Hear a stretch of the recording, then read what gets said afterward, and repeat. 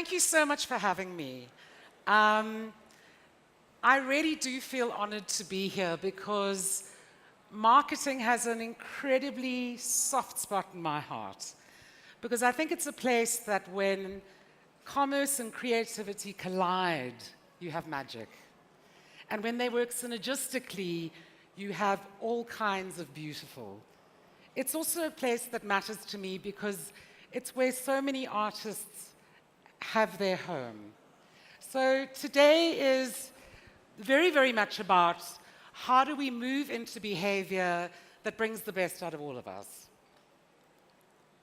So I too did some research around what the challenges are that are facing your industry. And as one marketing person said, when they saw this list, they said, "This gives me the sweats." But I think these challenges are real. And if I could kind of condense it into one or two thematics, I think we're operating in a world in terms of the marketing industry where you are faced with increased volatility, massive uncertainty, and disintermediation in your field. And I think so often the gut response to this is to say, well, if all these things are happening at speed, if I cannot take control of what's happening in the environment that I operate in, I'm just going to try and operate with certainty, with command, and with control. And I'm just going to get the job done. Because there's a lot of pressure on me, there are a lot of people I need to impress, so let's just get going. And I think the tragedy is that when we have that kind of mindset, we move into very, very toxic company. Because these are the bullies in the playground of commerce. And I thought what was so interesting about the conference today is I asked a few marketers, do you sort of exhibit any sort of bullying behavior? Not one person said they did. So none of you are bullies. So anyway, this is for your colleagues that are. So I wanted to share my own experience of becoming a bully. And it was very humbling for me. When I, for the first time, had to manage a team, I had 8 people that had to report into me. We had a big budget. We had massive impact that we needed to create. There was a strong sense of being time-starved. And I felt all of that pressure. So what I did was I hung out in toxic company. I was in command, I was in control, and I was unbelievably certain, see, I'm even spitting with that certainty, around how to get the results that we needed. And at my very first performance review, 7 out of the 8 people gave me 1 out of 5 in terms of my leadership capability. The one girl that gave me a 5 out of 5 was the resident drug addict and wild child. And that did not inspire much confidence for me. So I turned into this. And when you are in the company of bullies, it's not a great place to be because it takes a lot of energy and it takes a lot of self-belief to actually end up damaging people because this is what you do. So when you hang out with control, command, and certainty, this is the kind of behavior that you generate from your teams. And I think probably for me the worst was the prejudice and the dogmatism and the cynicism. So I created a group of people that were unbelievably cynical. And I think in the playground of commerce, when the bullies reign, over-seriousness is king. And over-seriousness is that place we go to when things matter so much. Because you must believe you are in the place where you feel enormously, don't you? It matters that things make a difference. It matters that they have impact. And it matters that people transform as a result of the work that you do. But what it does do when you live in that place of over-seriousness is you actually start breeding the exact opposite behavior to what it is that you want. Your work becomes mediocre because you put so much pressure on yourself. Dissatisfaction grows. People get alienated and disconnected from one another. And suddenly we start building millions of processes and procedures so we can try and control this environment that we can't anyway. Sound familiar? Okay, good. I have another way that you can live in the world of work. Because I think that bravery, curiosity, and playfulness are the antidote to over-seriousness. And I don't just believe this, I have lived this. So, firstly, you need bravery to act in the face of perceived certainty. Because you know what? Any experience that is extraordinary has an element or risk and uncertainty at its core. So if you want to do creatively brave work, if you want to create campaigns and make a difference in your organization and not be seen as the arts and craft department, you need uncertainty. Know what I'm saying? The second thing we need is that we need playfulness to experiment in the face of control. Because what playfulness allows us to do is to be immediately in the present. And what do we know about the present? When we're in the present, we're safe. Because innovation, this is what you guys do. You innovate, you create, you engage. These come from a place of not knowing. These don't come from a place of control. So if the life's blood of what you need to do come from a place of not knowing, lose the control. And then I thought, actually, you know what? I mean, I'm actually a professor of play. So that I'm not going to talk to you about play. I want you to experience play. So I want you to stand. And this is a game you can take back to your organizations for free. Okay, Pepe? So Pepe and I are going to demonstrate. It's a game called 1, 2, 3. Find yourself someone to play with. I know this feels like going back to nursery school and going, oh my God, there's no one next to me. Just turn around and grab someone.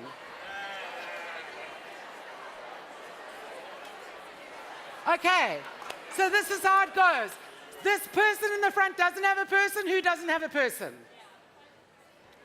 There, Heidi, over there. Okay, here's a person. So everyone's got a person. You can't have 3 people, just 2. Okay. So we're going to do the first round. The first round, complete standard grade, very, very easy. It's a game called 1, 2, 3. You're going to do 5 rounds, okay? And this is how it's going to go. 1, 2, 3, 1, 2, 3, 1, 2, 3, 1, 2. 3. There we go. Off you go. 5 rounds.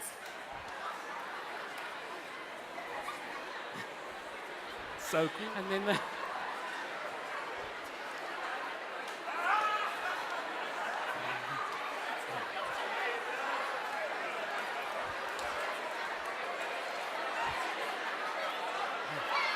Okay, you done? Okay. So, now for the higher grade version. 1 becomes clap. So you don't say 1, you go 2 remains 2, 3 becomes, so only 3 rounds we're going to demonstrate. 2. 2. Yes! She beat me this morning and I've beaten her. Okay, so go.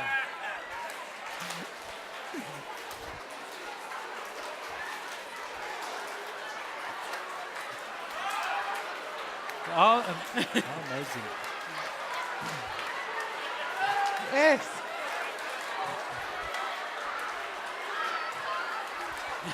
It's fine, I'm going to call you for the next one. Okay, sit.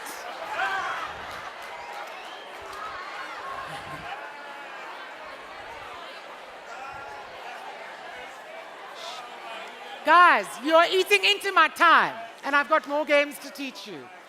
So I want to ask you, what did you do when you made a mistake? You laughed. And then what did you do? You tried again. That's the power of play. When you make a mistake, you laugh and you try again. There wasn't one person going, oh no, I've never done this before. I'm not up for this. That's the power of play. The third thing you need is curiosity to challenge command. Because curiosity, what's so beautiful about curiosity is that curiosity is an appreciating asset. The more you use your curiosity, the more it grows. So, have a look at this. You've got 10 seconds. See how many instances of aquamarine you can see in this picture. Go. Count in your head.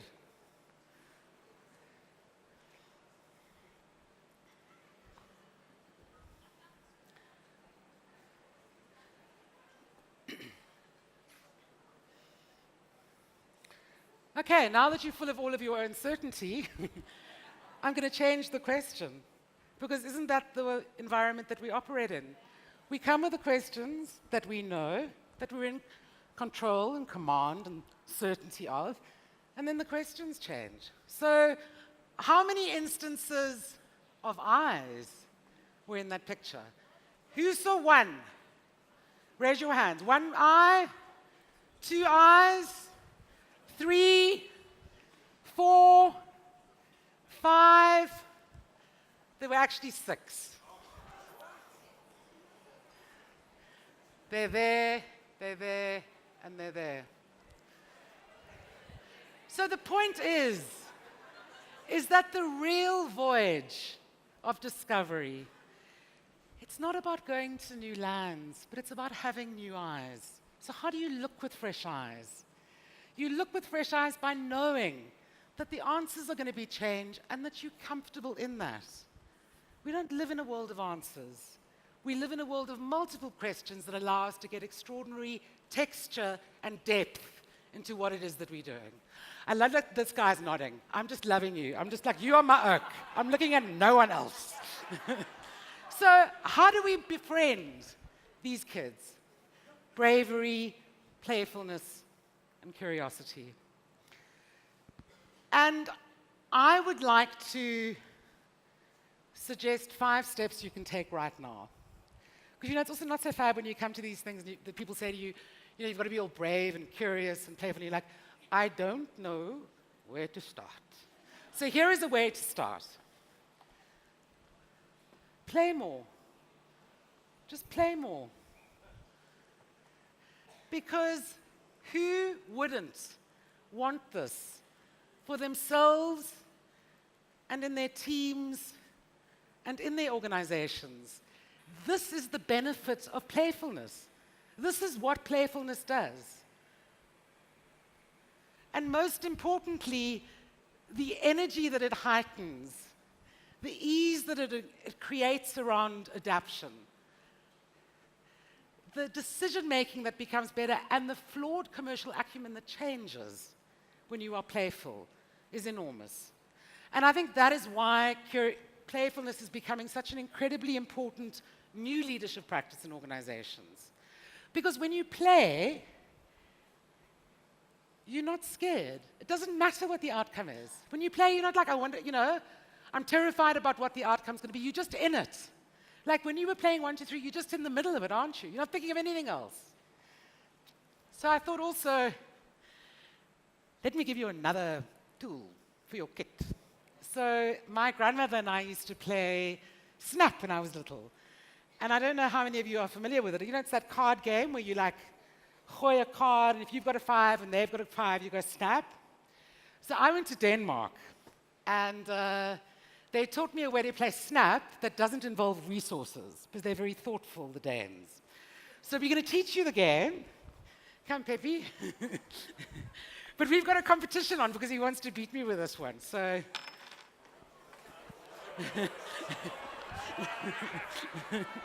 Okay, so how the game goes, you can call a number between 1 and 5. So don't call 6. Call a number between 1 and 5. And to call the number, you're going to fist bump. So when you fist bump, look how pressurized he is. He's like, you mustn't be over serious. This is just a game. This is just a game. Okay. So we're going to have, he goes, it's not a game. So we're going to do 3 rounds, okay? 2, 1, snap. Okay, I've got 1. 3, 4, 5, snap. Okay, 2, 1 more. 1. Okay. 3, 2, 4, 1. You won again. Okay, so stand and go. You are the freaking champion at that game.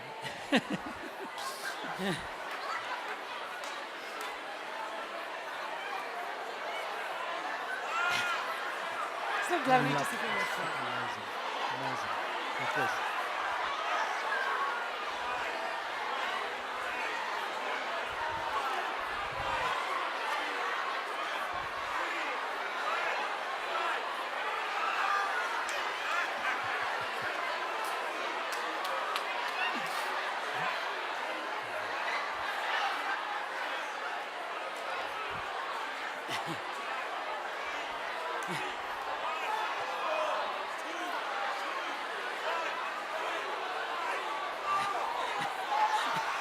Did you win?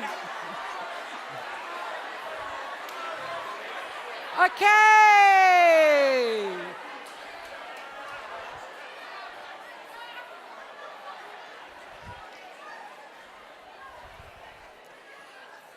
So in order for us to be more, that was fun, hey? And you can play it with anyone. You need nothing. You don't need budget. You don't need a manager. You don't need a team. Okay. So to be more curious, this for me is possibly the most powerful practice around building your curiosity. And it comes from a man called Ernst Rutherford. Ernst Rutherford was a chemist, and he had a group of chemists that worked with him. And they had this extraordinary challenge that they were dealing with, and they'd spent years and they just couldn't solve it. And eventually he said to his team, you know what? He said, let's just start looking differently. Let's actually just be fascinated by what we don't know. Let's be fascinated by our own ignorance, and let's look for the anomalies. So you know what? Come to me every 2 days and just report back to me anything that's happening in the experimentation that's different to what you think it should be. So anything that shows up as anomalies. And they did this. They did this for a year. And Ernst Rutherford, who is known today as the father of nuclear physics, him and his team, after a year of being fascinated by their own ignorance, split the atom. So you want to be more curious? Learn from Ernst Rutherford. Be fascinated by your own ignorance. The third one is slow down. So I'm a great believer that for any concept to have real depth, it needs to have a paradox that sits at its heart. And I think the paradox about the environments that we operate in today is that as our environments get exponentially faster, we need to slow down. Because you cannot match the speed of the environment you are operating in. So you need to try something different. Because the bullies, control, command, and certainty will say, just go faster. And then we land up in a world of hurt. So what this says is, slow down. Speed is the enemy of nearly everything in life that really matters. It's addictive, and it undermines quality, compassion, depth, creativity, appreciation, and real connection, all the things that you need to do well in the industry that you're in. And one of the ways to be able to slow down is to celebrate the present. You know, I've got a great friend who started off as probably one of the most brilliant human rights lawyers. And she decided to become a Buddhist. And it wasn't that she worked for Investec and they burnt her out and then she decided she's becoming a Buddhist. She just decided she wanted to be a Buddhist. And she said to me the most extraordinary learnings of becoming a Buddhist have been that she finally realizes the safety of the present. She said, when we live in the past, we are full of regret and remorse. When we live in the future, we are full of anxiety. But in the present, we're safe. Because when we're safe, we don't need control. And I thought, just in closing around how to get to the present, possibly the easiest and most accessible way is through breath. So I want to teach you a breathing technique that just works phenomenally for me. Because I'm actually like shy. So this is my persona, but I'm actually quite shy. So I can get quite anxious. So what breath does is it just anchors you immediately in the present. So it's called 4-6-8 breathing. You're going to breathe in, it's all through your nose if you can. So you're going to breathe in through your nose for 4, you're going to hold for 6, and you're going to breathe out for 8. If you can, all through your nose. I'll count the first one, and then you'll do it at your own pace because your lungs are different. Okay, so let's go. 1, 2, 3, 4, hold for 6, 2, 3, 4, 5, 6, breathe out for 8. 2, 3, 4, 5, 6, 7, 8. Again, at your own pace. Out breath longer than in breath and hold in the middle. Go.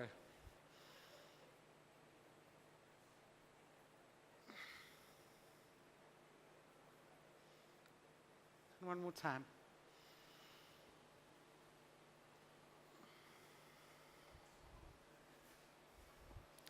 And what you've gone into now is what's called a parasympathetic state of ease. Imagine work happened in this space. And it can. And it can! You just need to breathe. You bully. Okay. So in closing, I'd like to give you a gift. And it's a gift of a poem. So I'd like you to close your eyes, if you can. And the poem is called The Quiet Line. Speak to me of living things, of fire and passion, of air and water. Remind me again that life lives through me. I wanted a poem of bravery I could chant into the cold morning, but I know now that my courage is a quiet line of awareness that sits inside of me. It needs no words or gestures to grow. It is, I am not afraid. Life lives through me. Thank you.